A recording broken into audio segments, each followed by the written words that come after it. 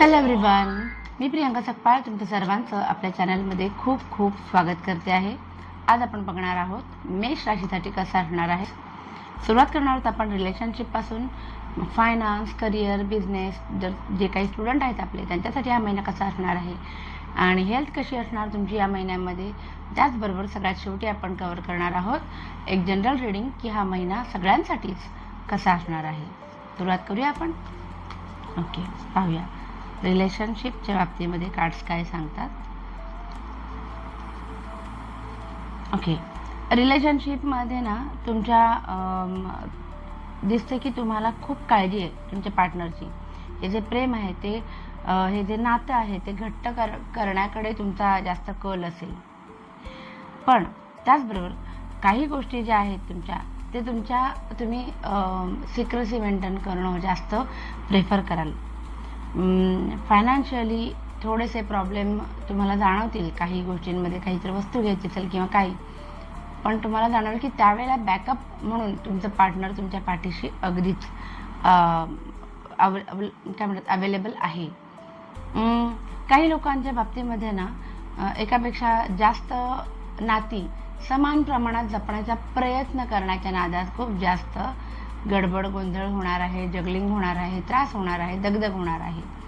So overall महिना छान आहे. नातं जपण्याकडे कल असेल. पार्टनरला आर्थिक प्रॉब्लेम आले काय किंवा तुम्हाला आले काय तर तुम्ही दोघंही एकमेकांना खूप छान सांभाळून घ्याल. पण काही गोष्टींमध्ये सिक्रेसी मेंटेन करताना दिसत आहे. थोडीशी दगदग दोन नाती जपताना होते. मग ती नाती म्हणजे मी असं म्हणत नाही की तुमचं लग्न झालं आहे आणि तुमचा एक्स्ट्रा मॅरिटल अफेअर आणि ते दोन नाती एका वेळेला म्हणजे कदाचित तुमचा एखाद्या मित्रासोबतचा बाहेर जायचा प्लॅन असेल आणि घरी पत्नीचा वेगळा प्लॅन असेल किंवा गर्लफ्रेंडचा वेगळा प्लॅन असू शकेल किंवा आई आणि पत्नी यांच्यामधला जे दुवा बनण्याचं काम तुम्ही करतायत तो सांभाळणं तुम्हाला कठीण जाणार असेल.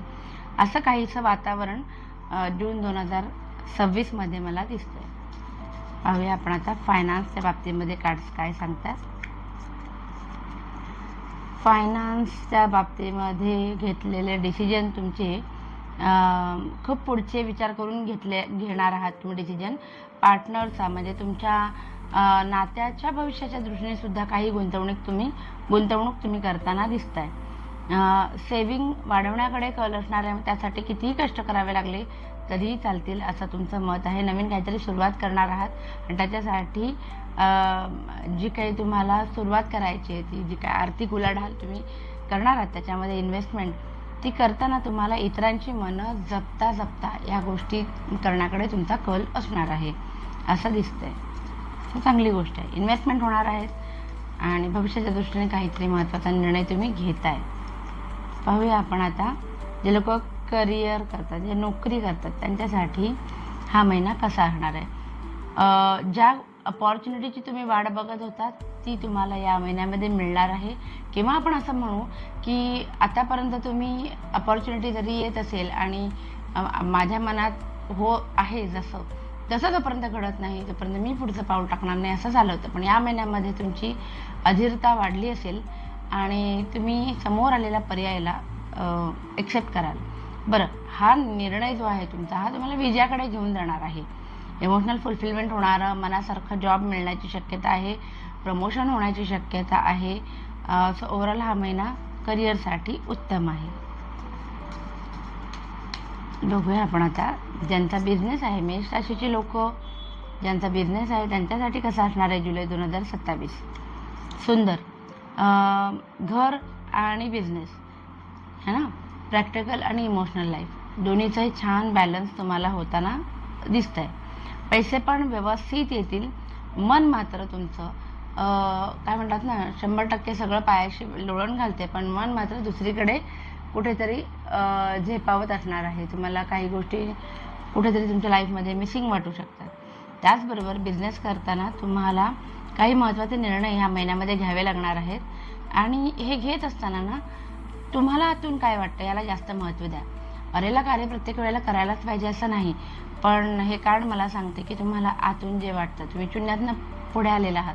मग अशा वेळेला आता दुसऱ्यांचं ऐकत बसू नका.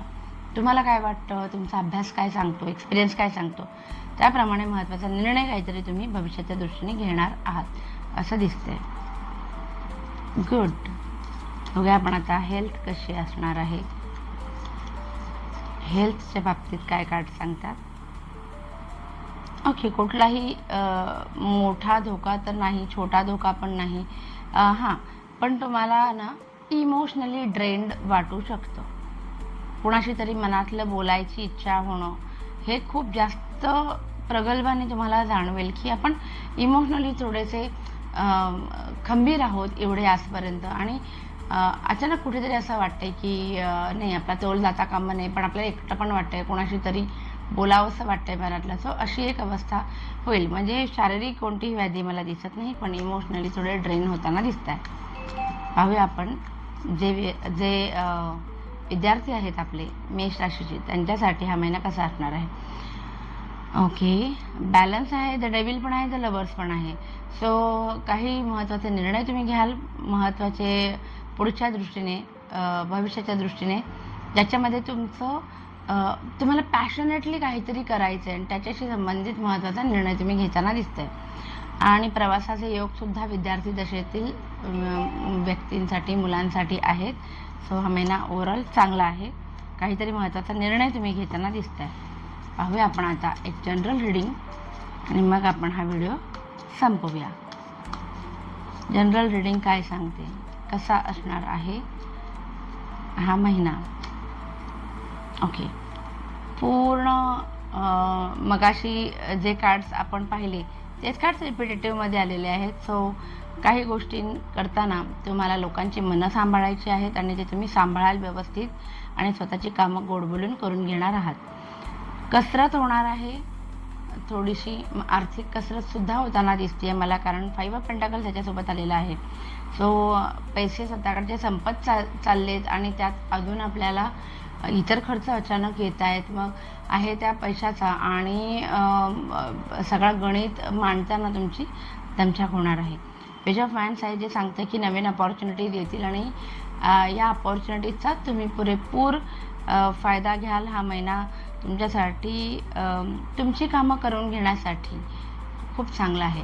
आर्थिक गोष्टींमध्ये जरा सावध राहा, विनाकारण फालतू खर्च करू नका, असं आपण ॲडवाईस या कार्ड्सवरनं देऊ शकतो.